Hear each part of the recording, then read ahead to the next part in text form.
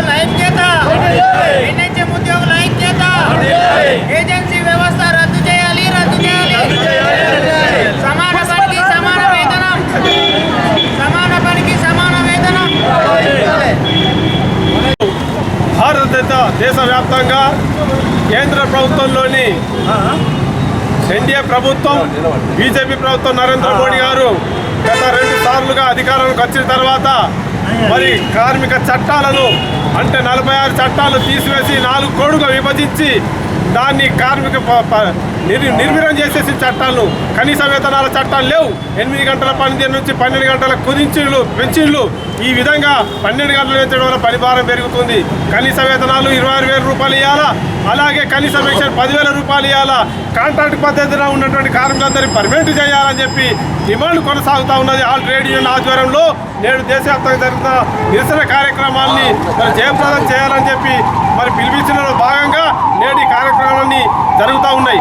ప్రధానంగా దేశంలో ఉన్నటువంటి వారికి 21సారి దేశవ్యాప్త సమ్మె చేపట్టడం జరిగింది.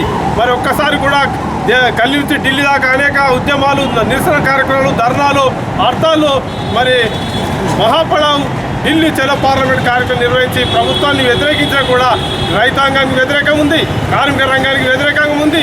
ప్రజలకు ధరలు నిత్యావసర వస్తువులు పెంచి విపరీతమైనటువంటి ధరలు పెంచినటువంటి ప్రభుత్వం నిలదీస ప్రయత్నం జరుగుతూ ఉంది. కాబట్టి మేము ఈ దేశంలో ఉన్నటువంటి ఈ రోజు ఇచ్చినటువంటి 18 నిరసన కార్యక్రమాలు భాగంగా నేడు కార్మిక సంఘాలన్నీ కూడా ఏఐటీసీ, సిఐటి, ఏఐటీలు, ఐఎఫ్టీస్, మరి ఐఎన్టీసీ, టీఎస్సీ వాళ్ళు కూడా, సిఐటి వాళ్ళు కూడా అందరూ కలిసి ఈరోజు ఈ కార్యక్రమంలో పాల్గొనడం జరుగుతూ ఉంది. దేశవ్యాప్తంగా కార్మిక సంఘాలు మరియు రైతు సంయుక్త మోర్చా కార్యక్రమాన్ని నిర్వహించడం జరుగుతుంది. ఈ జగిత్యాల జిల్లా కేంద్రంలోని కార్మిక సంఘాలు, రైతు వ్యవసాయ కూలీల సంఘాలు కలిసి పెద్ద ఎత్తున నిరసన కార్యక్రమాన్ని విజయవంతం చేసుకోవడం జరుగుతున్నది. ముఖ్యంగా కేంద్ర ప్రభుత్వం వ్యవహరిస్తున్న తీరు, ఇవాళ కార్మిక వ్యతిరేక విధానాలతో 4 లేబర్ కోడ్లు తీసుకొచ్చి కార్మికులని బానిసలుగా మార్చడానికి ప్రయత్నాలు చేస్తున్నది. అట్లాగే రైతు చట్టాలు తీసుకొచ్చి రైతులకు భూమి యాజమాన్య హక్కును కూడా రద్దు చేయడానికి పూనుకుంటున్నది. అలాంటి కేంద్ర ప్రభుత్వం చర్యలు ఇవాళ కార్మిక రైతాంగానికి వ్యతిరేకంగా ఉన్నాయి. కాబట్టి వాటిని ప్రతిఘటించాలని చెప్పి దేశవ్యాప్తంగా ఉన్న కార్మికులకు అట్లాగే రైతాంగానికి కూడా మేము పిలుపు ఇవ్వటం జరుగుతున్నది. ముఖ్యంగా ఇవాళ